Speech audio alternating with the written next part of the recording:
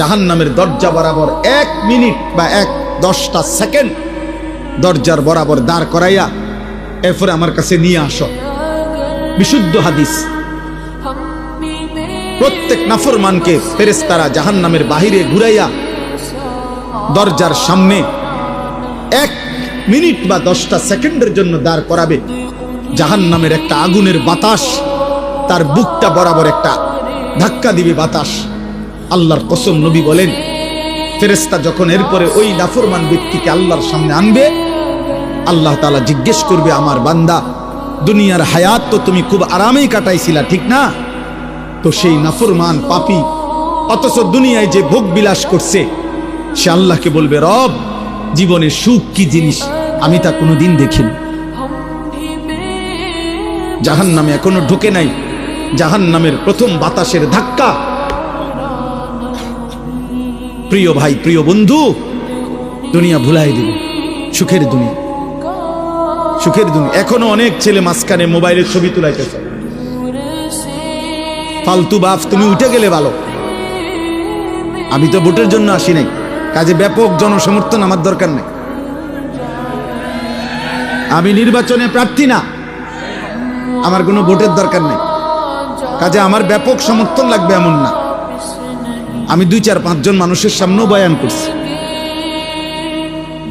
অতএব দয়া করে আমি অনুরোধ করছি, আমাদের দিকে তাকাই আসুন। এবং সকল বক্তার ওয়াজ, নিজের ফায়দা দরকার।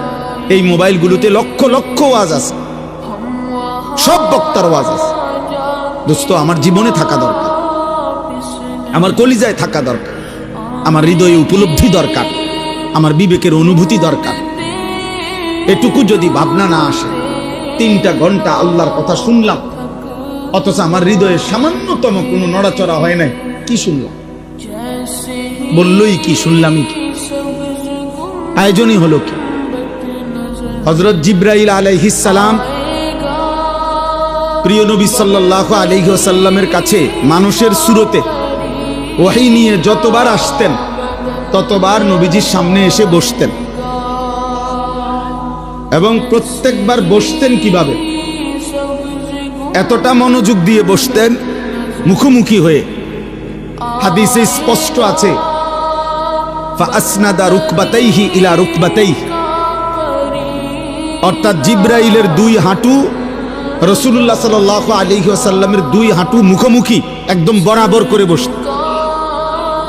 তো যদি আমার 2 হাঁটু বরাবর আরেকজন হাঁটু 2টা মুখোমুখি করে বসে, তাহলে বুক এটাও বরাবর, চেহারা এটাও বরাবর, এতটা বরাবর করে বসতেন। এরপরে নবীজির সাথে কথা বলতেন। এই জন্য আমাদের এই আখলাক দরকার। এটা সুন্নাত, এটা আমল, এটা আদব। আল্লাহর কথা শুনবার ক্ষেত্রে দোস্ত, শুধু কেবল বক্তা দেখলাম, কিছুক্ষণ শুনলাম, চলে গেলাম, এটা যেন না হয়, এটা যেন না হয়। কারো সুর ভালো, কারো টান ভালো, কারো হুঙ্কার ভালো, কারো ঝংকার ভালো, কেউ চিৎকার দিলে ভালো, কেউ কান্দা কান্দা কইলে ভালো, কেউ হাসাইলে ভালো।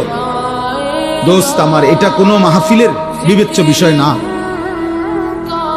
এটা কোনোভাবেই ইনসাফের কথা না যে আমি শুধু এরকম কোনো একটা কিছুর জন্য অপেক্ষা করলাম, সুর দিলে আসি, নাইলে নাই, টান দিলে আসি, চিৎকার দিলে আসি, নাই তো নাই।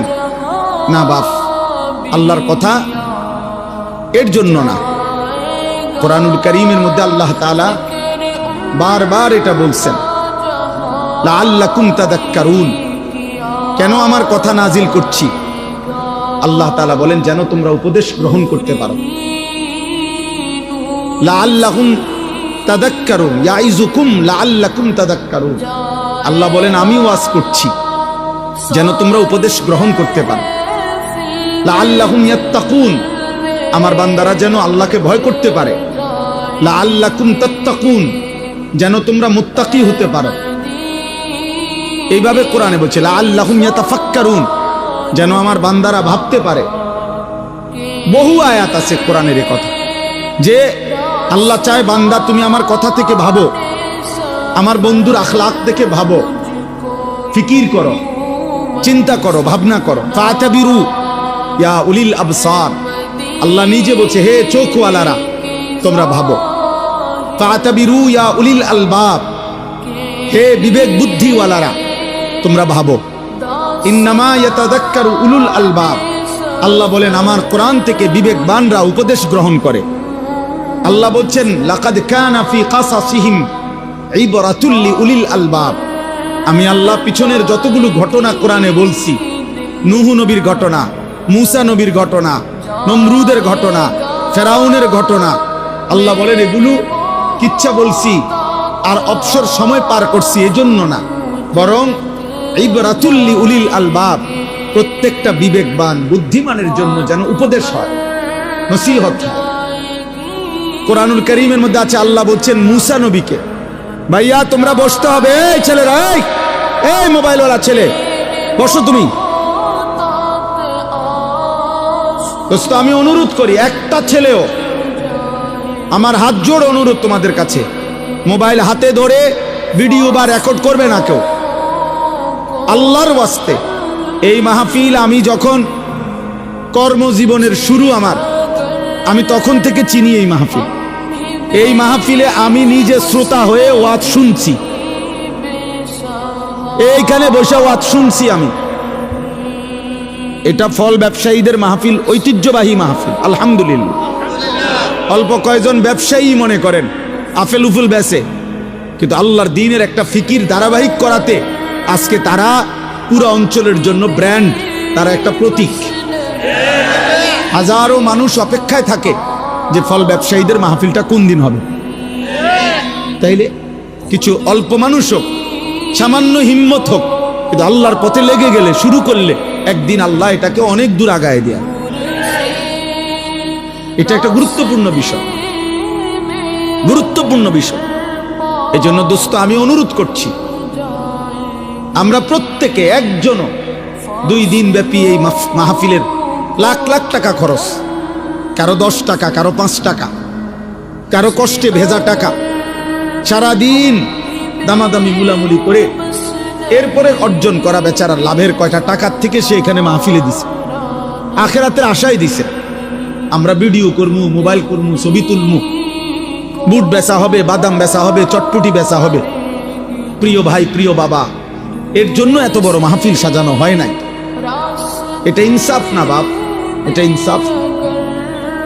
10 লাখ টাকা যদি খরচ হয়, তাহলে এই 5-10 লাখ টাকার মাকসাদ এটা নয়, বরং আখেরাত। আখেরাত, পরকালের একটু সঞ্চয়, আখেরাতের একটু পুঁজি, আখেরাতের পুঁজি। এই জন্য দোস্ত আমি অনুরোধ করছি প্রত্যেকে, আমার কথা হলো মোবাইল চালাবার দরকার তো আপনি বাইরে যান, আল্লাহর কথা দিল দিয়ে শুনেন, দরদ নিয়ে শুনেন।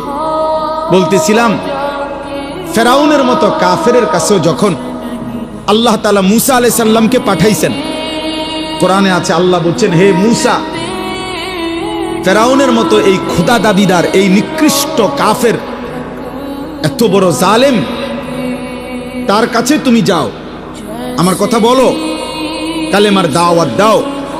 কেন? লাআল্লাহু ইয়াতাযাক্কারু আও ইয়াখশা, এই যে কোরআন শরীফের আয়াত, ফাকুলা লাহু কাওলান লাইয়িনা লাআল্লাহু ইয়াতাযাক্কারু আও ইয়াখশা।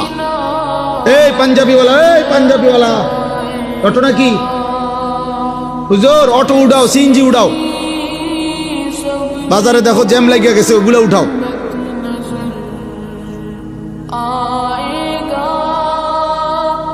এই জন্য বললাম, আল্লাহ তাআলা বললেন মূসাকে তুমি ফেরাউনের কাছে আমার দাওয়াত দাও, কালেমার কথা বলো। কেন? লাআল্লাহু ইয়াতাযাক্কারু আও ইয়াখশা, হয়তো সে উপদেশ গ্রহণ করবে অথবা আমি আল্লাহকে ভয় করব। তাহলে ফেরাউনের মতো একজন নিকৃষ্ট কাফের, শেষ পর্যন্ত সে কি ঈমান আনছে? কথা বলেন না। কিন্তু তবুও আল্লাহ তাআলা তার কাছেও যখন পেশ করছে দিন, মূসা নবীকে পাঠাইছেন, বলছে আমি আল্লাহর উদ্দেশ্য, হয় সে উপদেশ গ্রহণ করবে নয়তো আমি আল্লাহকে ভয় করব। তাহলে পৃথিবীর নিকৃষ্ট কাফেরের কাছেও আল্লাহর দ্বীন পৌঁছানোর উদ্দেশ্য একটাই, উপদেশ গ্রহণ, আল্লাহকে ভয় করা।